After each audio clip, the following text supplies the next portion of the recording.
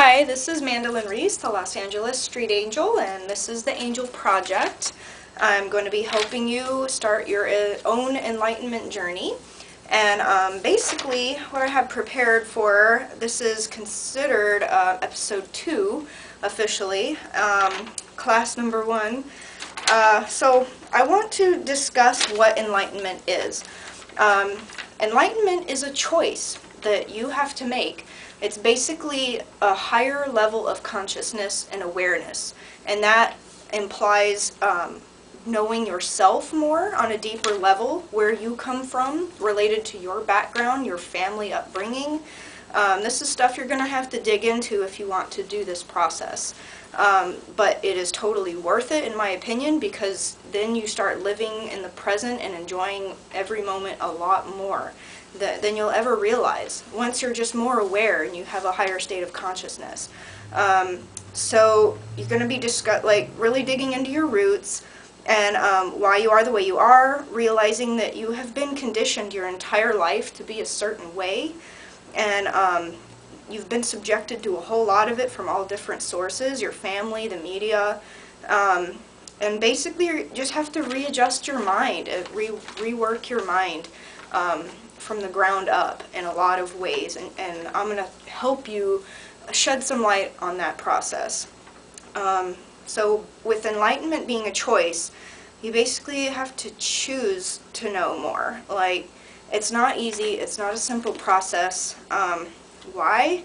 Because so much conditioning that you've been through, it's going to be hard to kind of accept that this is what's been presented to you your whole life, and you're going to have to rework that. So it's not always easy for some people to endure and realize and accept. So just letting you know up front. So this is a lot like The Matrix. And if you haven't seen this movie, I do highly recommend that you watch it. Neo's the main character, and Morpheus presents him with a red pill and a blue pill. And Neo has the choice of, do you want to know the bigger picture? Do you want to follow the white rabbit and see how far down the hole it goes, like Alice in Wonderland? Or the blue pill, do you want to just pretend like nothing's happening, like just keep living the way you are? So Neo takes the red pill, and really there's no going back. Once certain parts of your mind open up, you're going to realize, wow, there's no going back to the way I was.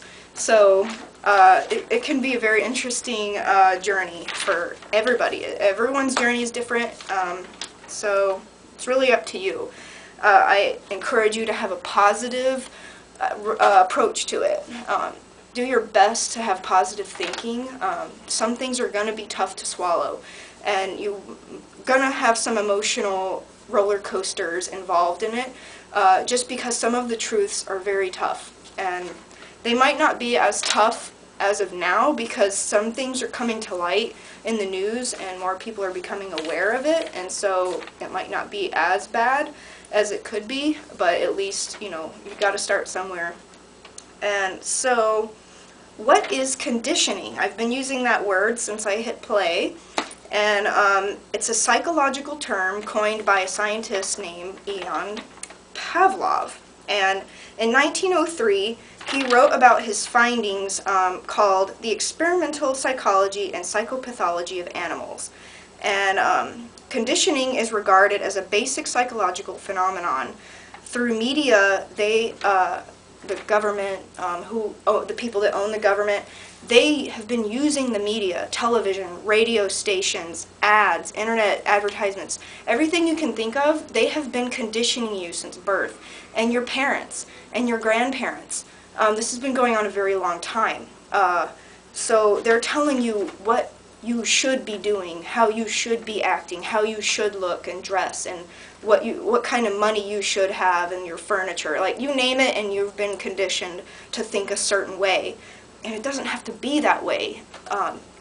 Basically, enlightenment is getting back to your childhood self, like that kid that drew the rainbows, like the kid that played with the certain toys that really were meant for them.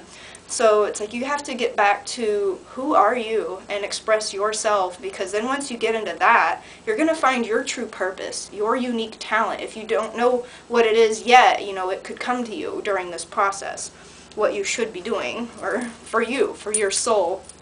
And so I wanted to also share this book here is really awesome. I highly recommend it. You know, buy it on Amazon or something. Dr. Thurman Fleet actually worked and died in my hometown of San Antonio, Texas, which is ironic.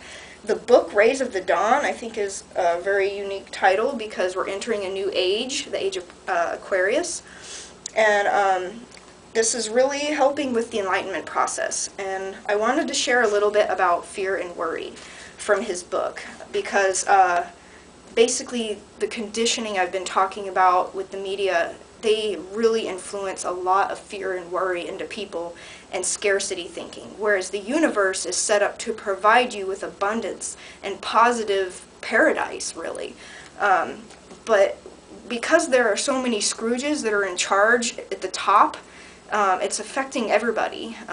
Basically, you have chains on your wrists, and you gotta cut them off. So, fear paralyzes growth, and therefore should be controlled. The degree that we liberate ourselves from the bondage of fear, we will enjoy greater health and happiness and a greater peace of mind. Fear is based on a lack of confidence or an apprehension of danger, unhappiness, doubt, anxiety, worry, dread, hatred, anger, horror, fright, shock, or terror. All of these emotions are direct results of the different phases of fear.